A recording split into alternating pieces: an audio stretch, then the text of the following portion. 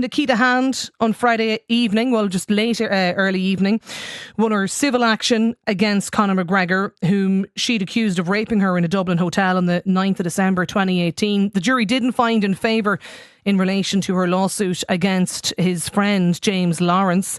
And today, the Rape Crisis Network of Ireland are calling for a boycott of alcohol brands after that civil case defeat. And Cleona Sadlier is the Executive Director of the Rape Crisis Network Ireland. Cleona's with us on the programme today. Why do you want this boycott, Cleona?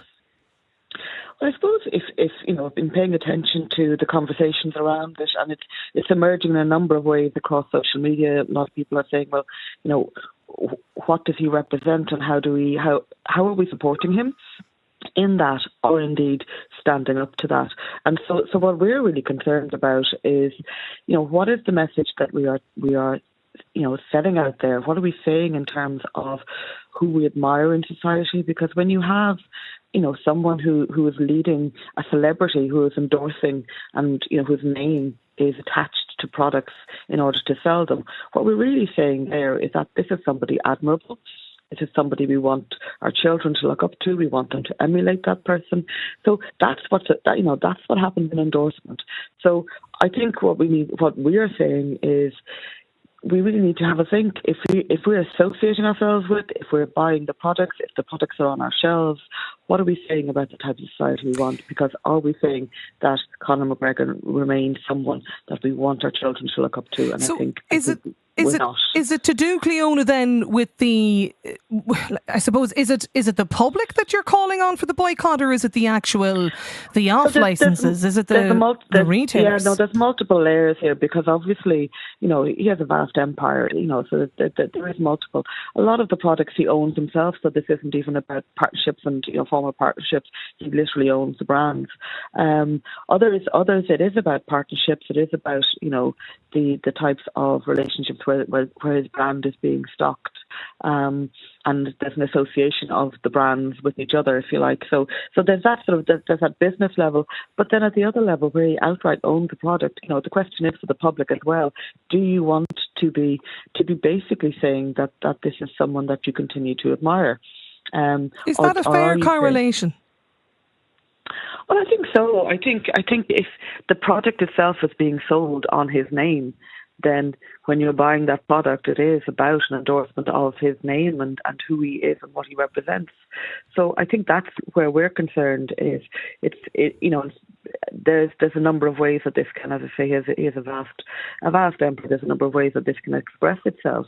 But the question for us is: do you want to still have him on a pedestal, and do you want your brand to be associated with it?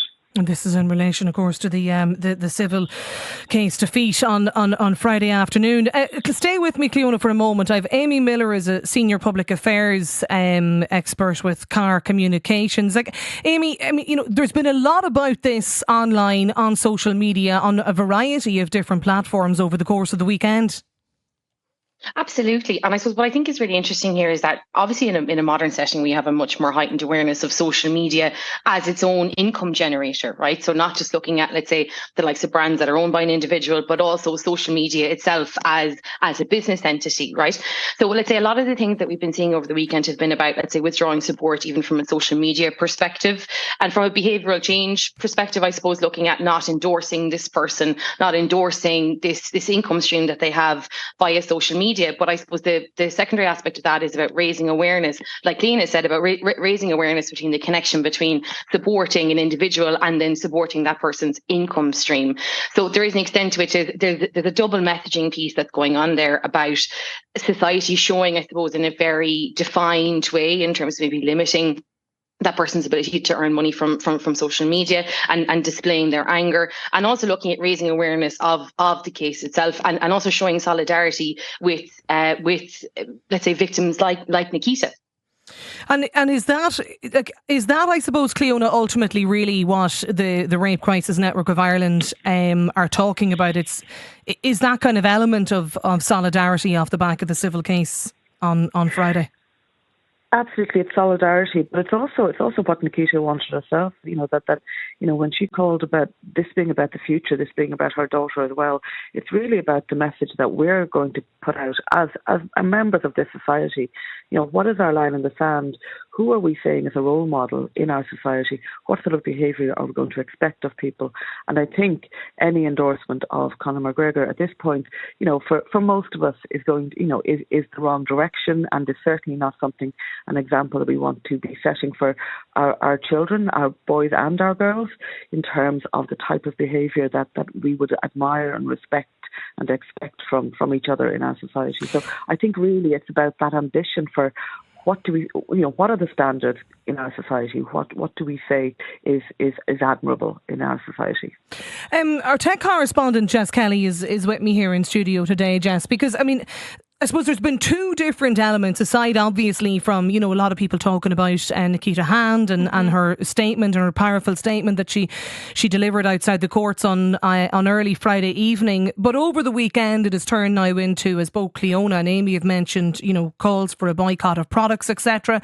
And two, as Amy mentioned a few moments ago, even something like unfollowing Conor McGregor on social media. Like, the tech world inside out. What difference does that actually make? There's a few different points here. So number one, when you unfollow someone, you are a minus from their reach, from their follower count. Therefore, it's one less bit that they can factor into the cost that they can charge for social media posts. So sponsored posts. One of the posts that Conor McGregor has posted in the last 24 hours is of a product that's being sold with a link to it, tagging in the Kardashians, trying to make money from it. Now, I don't know if he has been paid for that or if he's just involved in it, but that's an example of sponsored content or brand affiliated content. He has over 47 million people following him online. There are reports that he could make more than €100,000 per post. I saw that over the weekend. But Andrea, the thing for me with this, and as you said, this is my forte, I'd be quite familiar with this. Conor McGregor is a very wealthy man. 100,000 for an Instagram post is a drop in the ocean, right? For me, I think the bigger picture is about what we want our people, men, women, boys, girls, and everyone in between, to be seeing on their feeds. If you are someone who has followed not only Conor McGregor, there are other people as well who put out this persona, not only of fantastic wealth, but of the sexualization of women. Very often, many of the pictures that he would have featuring one of his brands, whether it's an alcohol brand or something different, would feature women essentially being objectified and sexualized to sell products. They are putting out this persona of machoism and what a modern man is. And if you go through any of the commentary online, you will see a debate, and part of it is a healthy debate between those who are saying separate the man from the finding on Friday. But then there are people who are saying that you can't do that. We have had, you and I as friends and on this programme have had chats over the years about the importance to call out men and people when they say things that are inappropriate. And I think we need to follow through and ensure that we're not endorsing this behaviour, even by something as ridiculous as following them on social media. Is a follow, though, an endorsement? I would say so. I think today in 2024, if you want to hate watch somebody, and we all know that this goes on, you just have to scroll through some forums to see it happens on the internet. You can go and check what somebody is up to or check what somebody has posted. Articles on news websites are now written based on what people have on social media. There is no need to be following. And I would say that it is endorsing them because it is a factor in not only the money that they can make, but also the prominence that they're given on these platforms. So if somebody would just use Conor McGregor, obviously, in this example, and has, what did you say, over 47 million. 47 million followers. And I'm sure there's people listening to this show today that'll think, I follow him, I have followed him maybe for years, I was an MMA fan or whatever their reasons. They might think, well, sure, what odds will I make as one person if I unfollow him? But other brands, I suppose, that might pay him for sponsored content, I presume they look at the followers. They do, but I think we have to start feeling empowered by the I'm just one person. Nikita Hand was just one person, and look what she achieved. And I think we need to realise our power and put our money where our mouth is, but also where our loyalty is. And the big thing that I have, having spent a bit of time on X, following a lot of the conversation over the weekend,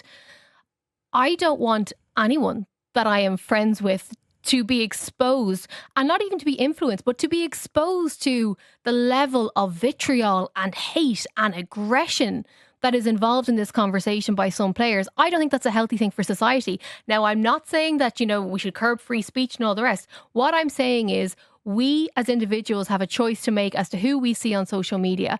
If you are following somebody who is putting stuff like this out into the world and who's also been involved in what the court has found to be involved with, use your power as an individual and walk away. Cleona, some of the messages coming in on this today, okay, this texter says, I have no time, never been a Conor McGregor fan, but there should be no boycott of any of his products. The award and costs against him, that is the ruling of the court that we heard on Friday. That is the punishment. Another listener says, I'm not a fan, but my point around the boycott is that it's the people working and producing the products. They too have families, and to boycott them would affect their families over Christmas. So, I mean, I think this isn't about, for us, it's not so much about the punishment of Conor McGregor. This is about the society we want going forward. This is about the message we have where their brand is misogyny, where their brand, a lot of it is about that objectification of women. So that is what we are talking about. We are not talking about extending a punishment outside of the courtroom. This is about who we want to say we are, what message, who we want to put on a pedestal, who we want to say is a role model for our children going forward.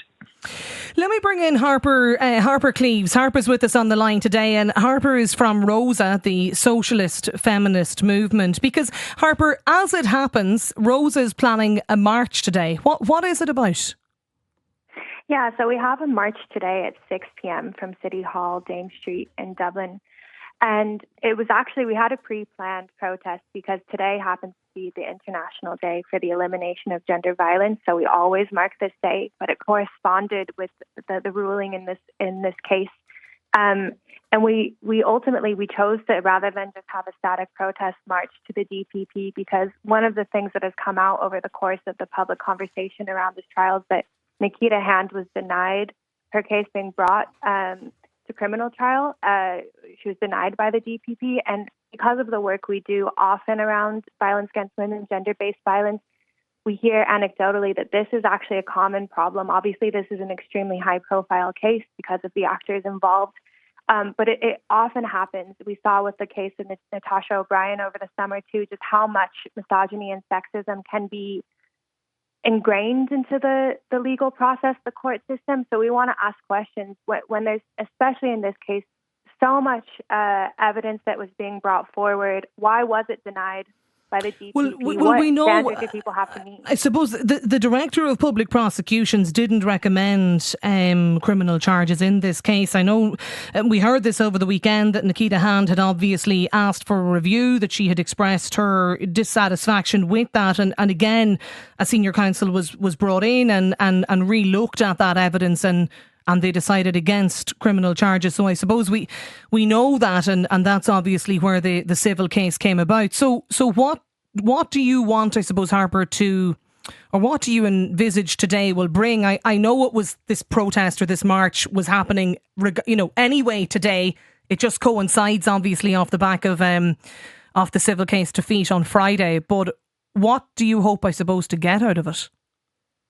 Well, we want to highlight that something that we've known for a very long time, that there's a real ingrained misogyny and sexism within the court system. And you can say, like, yes, the DPP has reviewed this, but it's just what standard has to be met by women in order to have their stories taken seriously. It ends up being a further damage, which is in an already very difficult process to come forward. Most people never report because the process of a trial is so re-traumatizing. We saw when Nikita Hand gave her statement how she was shaking, I'm sure with gratitude for the solidarity, for the outcome of the trial, but also for what she's been through over a very, very long period of time. There's things in the court system, but again, with the Natasha O'Brien, we saw where people who have perpetrated violence are allowed to have character references.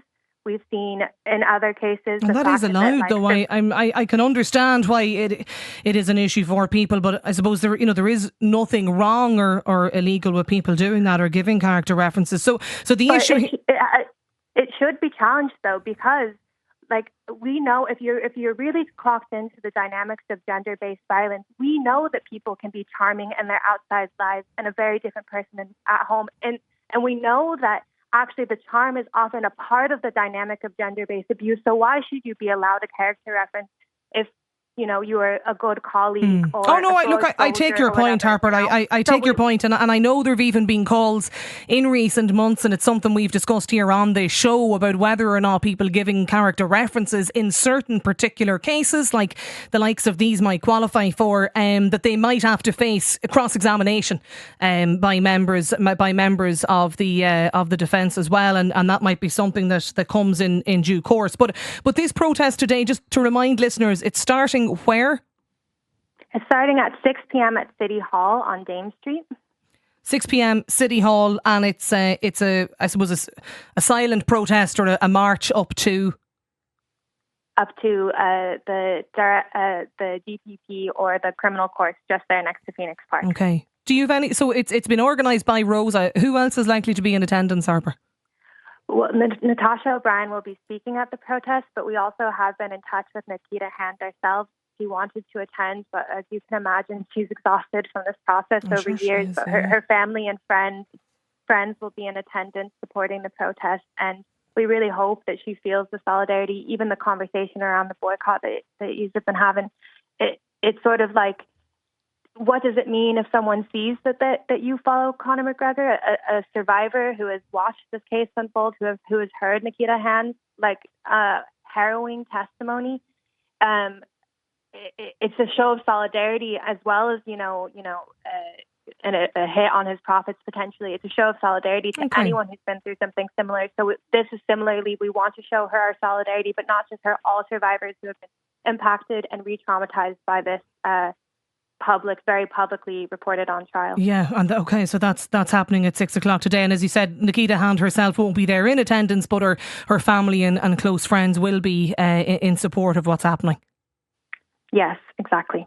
Do you know, Jess, from over the weekend, has there been an a drop in the number of online followers for the likes of Conor McGregor on some of the platforms? Because this is something that has been talked about really since kind of late Friday night. I was looking at a lot of this on TikTok, on Instagram over Saturday and Sunday, but has there been any move? So one of the platforms that I'm on now that sort of analyses stats like this shows that there has been a 0.09% drop in his daily follower growth and a 0.07% drop in his weekly growth.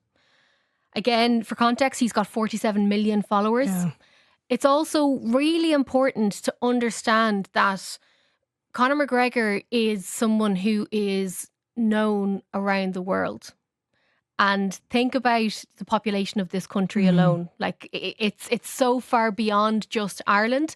And I think that's why an example needs to be made. And I think that things like this boycott and just being conscious with your decisions, it will make a difference. We're not going to stop Conor McGregor from, making money on social media ever again. That's not how these things work. But it's about not only having your voice, but using your voice and being conscious with the brands and the individuals that you back.